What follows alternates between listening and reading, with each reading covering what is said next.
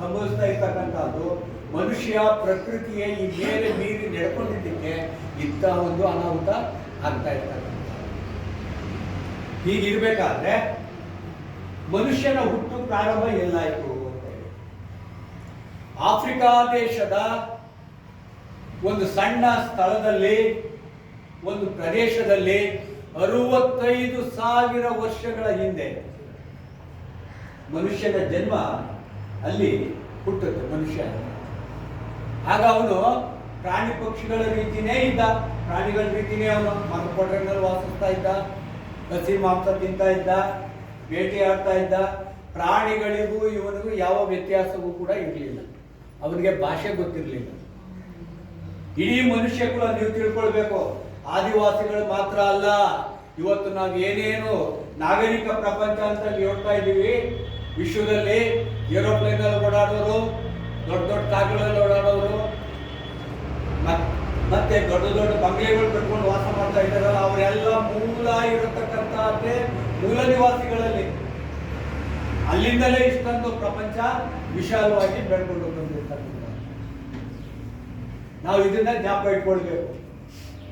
ಆದಿವಾಸಿಗಳು ಮಾತ್ರ ಅಲ್ಲ, ಇಡೀ ವಿಶ್ವದಲ್ಲಿ ಇರತಕ್ಕಂತಹ ಈ ಒಂದು ಪ್ರಯೋಗ ಇದೆಯಲ್ಲ, ನಾವು ನೋಡ್ತಾ ಇರ್ತಕ್ಕಂತಹ ಪ್ರಯೋಗ, ನಾವು ನೋಡ್ತಕ್ಕಂತಹ ಜ್ಞಾನ, ಇದೆಲ್ಲವೂ ಕೂಡ ಮೂಲ ಆದಿವಾಸಿಗಳಿಂದಲೇ ವಿಕಸಿತವಾಗಿ ಹೊರಗಡೆ ಬಂದಿರ್ತಕ್ಕಂಥ. ಆದ್ದರಿಂದ ನೀವು ಏರೋಪ್ಲೇನ್ ಅಲ್ಲಿ ಓಡಾಡೋರು ಬೇರೆ, ನಾವು ಕಾಡಿನಲ್ಲಿ ವಾಸ ಮಾಡುವ ಆದಿವಾಸಿಗಳು ಬೇರೆ ಅನ್ನೋ ವಿಂಗಡಣೆ ಖಂಡಿತ ತಪ್ಪು. ಅವರು ನಿಮ್ಮ ರೀತಿನೇ, ನೀವು ಅವ್ರ ರೀತಿನೇ. ಇದರಲ್ಲಿ ಯಾವ ಬದಲಾವಣೆಯೂ ಕೂಡ ಇಲ್ಲ. ಇದು ವೈಜ್ಞಾನಿಕವಾಗಿ ನಿರ್ಧರಿಸಲು, ನಾನು ನಿಮ್ಗೆ ಹೇಳ್ತಾ ಇದ್ದೀನಲ್ಲ, ಈ ಮಾಹಿತಿಗಳೆಲ್ಲವೂ ಕೂಡ ವೈಜ್ಞಾನಿಕವಾಗಿ ನಿರೂಪಿಸಲ್ಪಟ್ಟಿರ್ತಕ್ಕಂಥ, ವಿಜ್ಞಾನದ ಮೂಲಕ ಪ್ರಯೋಗ ಮಾಡಿ, ಕ್ಷೇತ್ರ ಕಾರ್ಯಗಳನ್ನು ಮಾಡಿ, ಅವರಲ್ಲಿ ಏನೇನು ಮಾಹಿತಿ ಇದೆ ಅದನ್ನೆಲ್ಲ ಸಂಗ್ರಹಿಸಿ ಈ ವಿಚಾರವನ್ನು ನಮ್ಮ ಮುಂದೆ ಹೇಳ್ತಾ ಹೋಗ್ತಾರೆ ವಿಜ್ಞಾನಿಗಳು. ಹಾಗಾದ್ರೆ ನಾನು ನಿಮ್ಗೆ ಹೇಳಿದೆ, ಆಫ್ರಿಕಾದ ಯಾವುದೋ ಒಂದು ಪ್ರದೇಶದಲ್ಲಿ ಮೊಟ್ಟ ಮೊದಲಿಗೆ ಮನುಷ್ಯನ ಸೃಷ್ಟಿ ಆಯಿತು. ಅವನು ಪ್ರಾಣಿಗಳ ರೀತಿನೇ 4 ಕಾಲಲ್ಲಿ ನಡೀತಾ ಇದ್ದ, ಪ್ರಾಣಿಗಳ ರೀತಿಯಲ್ಲಿ ತಾನು ಎಂದು ಅನ್ನೋ ಭಾವನೆ ಇತ್ತು. ಹಾಗಿರ್ಬೇಕಾದ್ರೆ ಅವನಿಗೆ ಭಾಷೆ ಯಾವುದೋ ಒಂದು ಪ್ರಕೃತಿ ನೀಡಿದ, ಪ್ರಕೃತಿ ನೀವು ತಿಳ್ಕೊಳ್ಬೇಕು. ನಮಗೆ ಭಾಷೆ ಹೇಗೆ ಬಂತು ಅಂತ ಹೇಳಿದ್ರೆ, ಮನುಷ್ಯನಿಗೆ ಮೂಲದಲ್ಲಿ ಭಾಷೆ ಇರಲಿಲ್ಲ.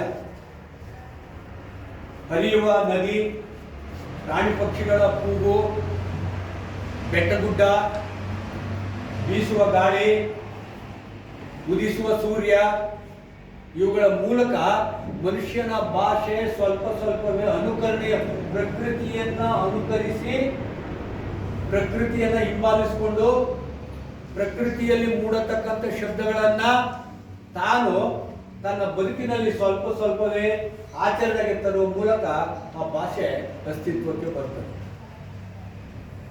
65,000 ವರ್ಷ ಆಯಿತು. ತಾನು ಅಂಬಗಾಲಿರುತ್ತಾ ಬೇರೆ ಬೇರೆ ಪ್ರಪಂಚದ ಪ್ರದೇಶಗಳನ್ನ ಪ್ರವೇಶ ಮಾಡೋದಕ್ಕೆ ಶುರು ಮಾಡ್ತಾರೆ. ನೀವು ಜ್ಞಾಪಕ ಇಟ್ಕೊಳ್ಬೇಕು, 37 ಕೋಟಿ ಹಾಡುಗಳಿವೆ. ನೀವು ತಿಳ್ಕೊಳ್ಬೇಕು. ಇದನ್ನ ತಿಳ್ಕೊಳ್ಬೇಕಾದಂತ ಅತ್ಯಮೂಲ್ಯವಾದ